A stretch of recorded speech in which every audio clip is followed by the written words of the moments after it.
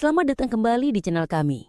Hari ini, kita akan membahas sebuah isu yang tidak hanya menarik, namun juga krusial bagi masa depan ekonomi dan geopolitik Indonesia.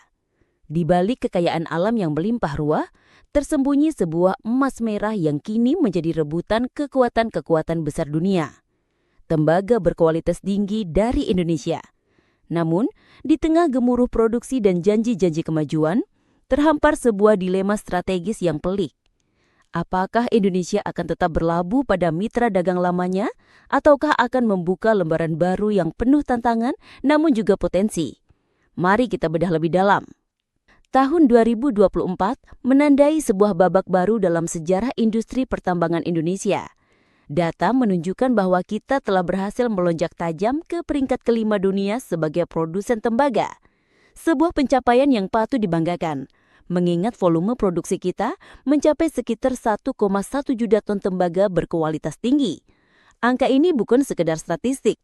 Ini adalah bukti nyata potensi luar biasa yang kita miliki. Bahkan melampaui produksi negara-negara adidaya seperti Amerika Serikat dan Rusia. Jantung produksi tembaga kita berdenyut kencang di beberapa lokasi strategis. Sebut saja Grasberg di Papua yang terus menyumbang produksi besar.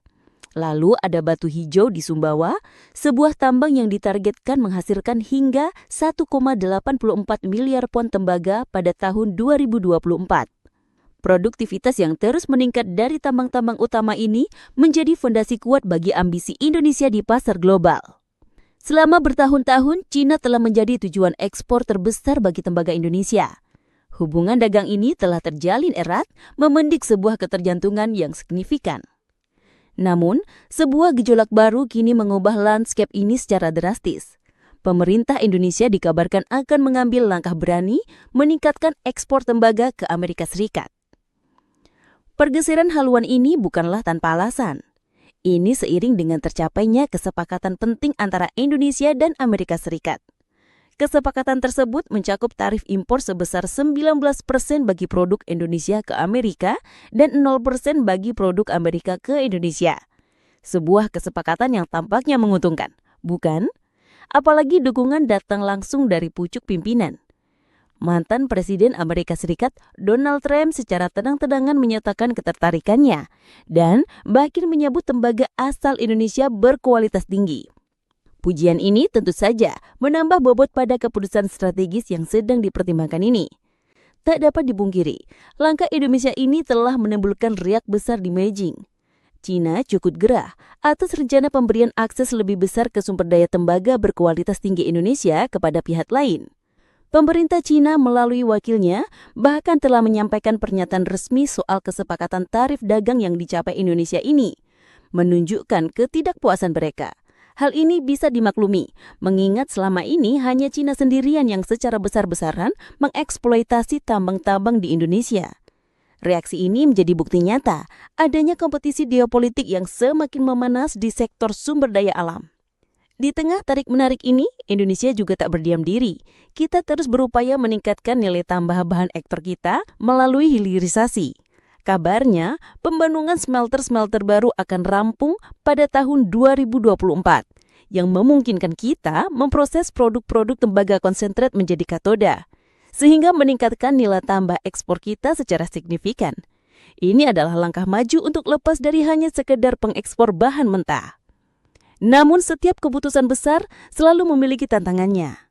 Direktur Utama PT Freeport Indonesia mengingatkan bahwa perubahan ke arah pasar ekspor tambang secara mendadak ini tidak bisa dilakukan secara instan. Sektor pertambangan sangat bergantung pada perencanaan jangka panjang dan peningkatan kapasitas produksi. Merespon potensi permintaan besar dari Amerika bukanlah hal yang mudah dipenuhi dalam waktu singkat. Bahkan ada kekhawatiran bahwa jika Amerika meminta pasukan tembaga dalam jumlah besar, bisa-bisa jatah yang tadinya dialokasikan untuk Cina akan diambil untuk dipasarkan ke Amerika. Perlu diingat, di industri pertambangan tidak semudah membalik telapak tangan untuk menaikkan kapasitas produksi saat ada permintaan. Rencana induk kita sudah terencana dengan baik dengan memperhatikan daya dukung lingkungan, keselamatan, ketersediaan, dan berbagai faktor penting lainnya. Ini bukan hanya soal bisnis, tetapi juga soal keberlanjutan dan tanggung jawab. Dilema ini membawa kita pada sebuah pertanyaan krusial. Apakah kita lebih baik berdagang dengan Cina yang telah menjadi mitra setia kita selama ini, ataukah dengan Amerika Serikat yang menawarkan peluang baru, namun juga potensi pergeseran dinamika global? Keputusan ini tidak hanya akan mempengaruhi pendapatan negara, tetapi juga stabilitas hubungan diplomatik dan posisi strategis Indonesia di kancah internasional. Ini adalah sebuah pilihan yang membutuhkan pertimbangan matang dari berbagai sudut pandang. Bagaimana menurut kalian? Negara mana yang seharusnya menjadi prioritas utama kita dalam mengekspor tembaga? Bagikan pendapat kalian di kolom komentar di bawah ini. Mari kita berdiskusi secara sehat dan konstruktif.